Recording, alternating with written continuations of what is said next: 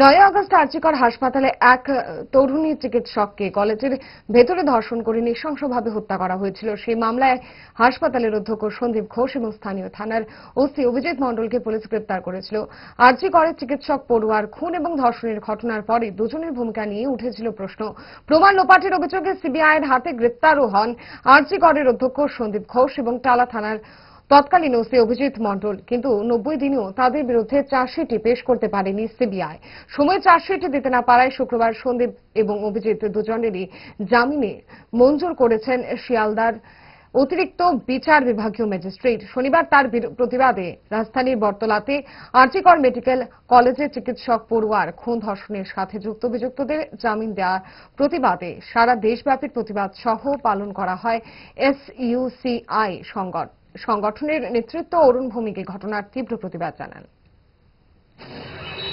মাঝপথে supreme court suo motu case গ্রহণ করে তার বিচার চালাচ্ছিল।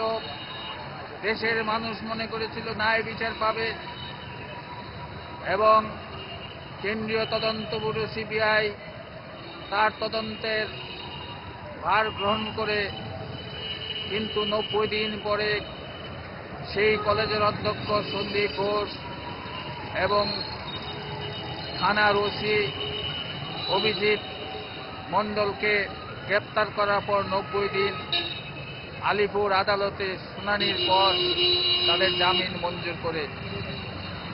এতে সারা ভারতবর্ষের মানুষ হতভম্ব হয়ে যায় যে কি করে এই জঘন্য অপরাধীদের জামিন মঞ্জুর করলো।